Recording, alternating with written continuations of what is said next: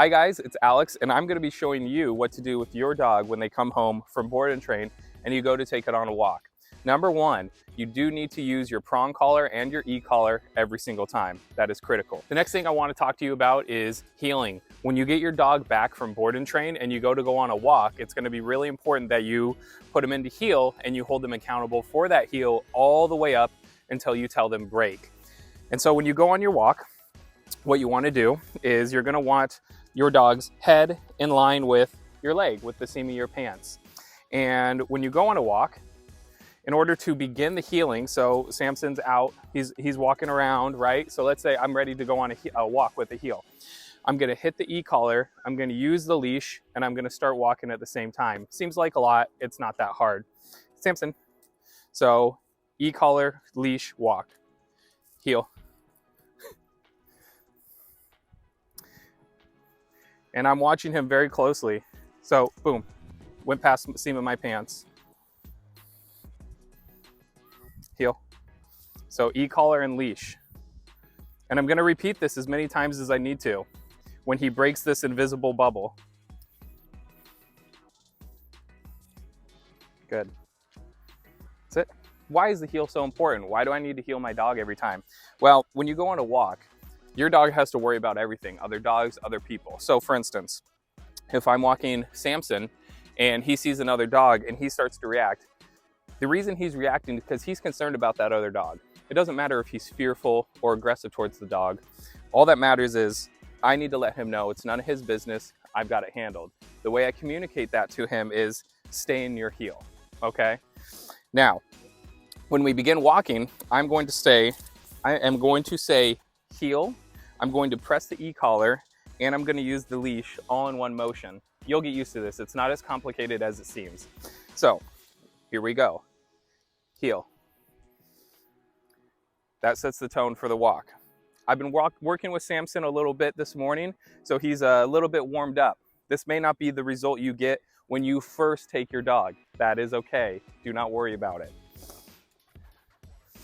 When he breaks that bubble, I'm going to use the e-collar, and it's important that you do watch your dog, and I'm not out here walking like this because he can just break heel and he'll learn that he can do that. Now, when you go take your dog on a walk and I tell him heel, I need to reinforce that heel all the way up until I tell him break. That's very important. And I'm giving him plenty of leash. So he's breaking heel a little bit, heel. Now, I use the e-collar only there, but what you traditionally will do is heel. So I e-collar, prong collar. Another thing to do to keep your dog in tune with where you're walking is to do 180s. These are abrupt 180s. You turn quickly and go the opposite direction. Heel.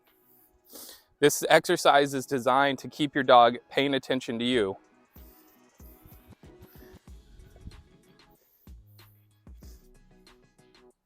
So I did a turn out, turn in,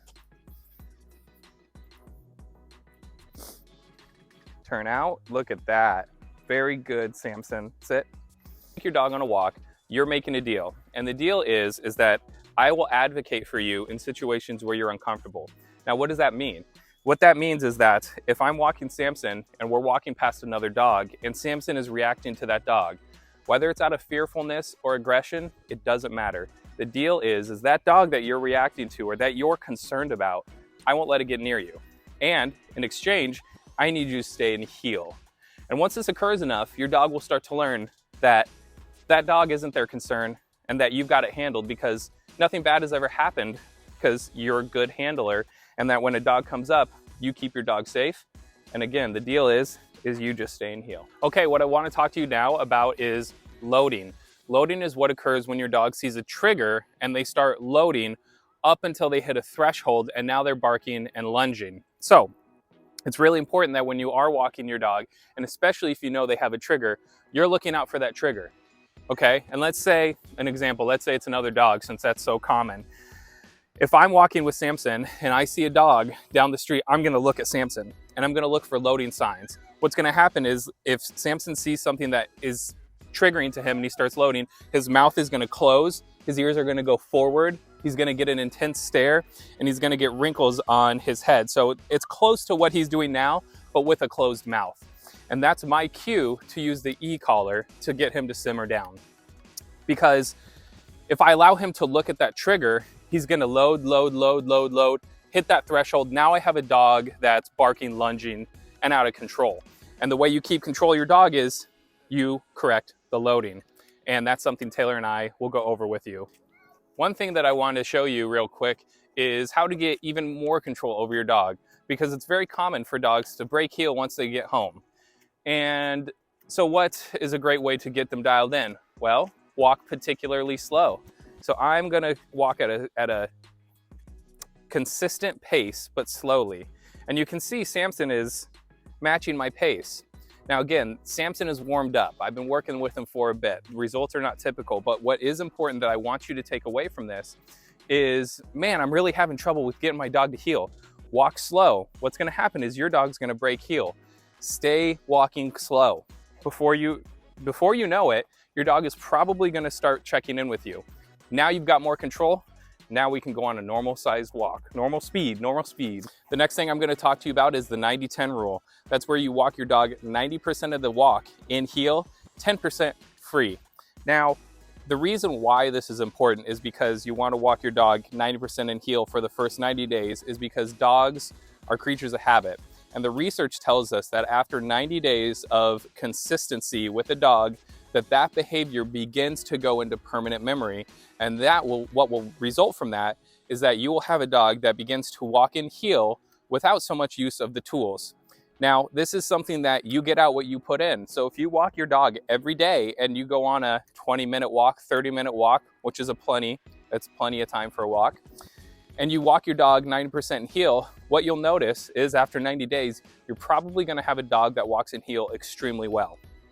But that doesn't always happen. Sometimes people do need help after the board and train, and that's why it's critical that you guys contact us for a follow-up.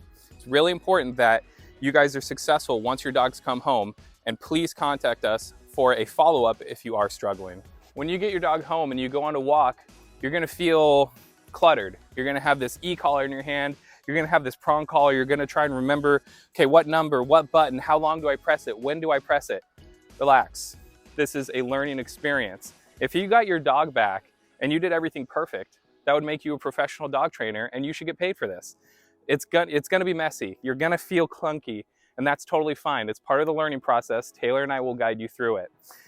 And that's also what the follow-ups are for. Let's go.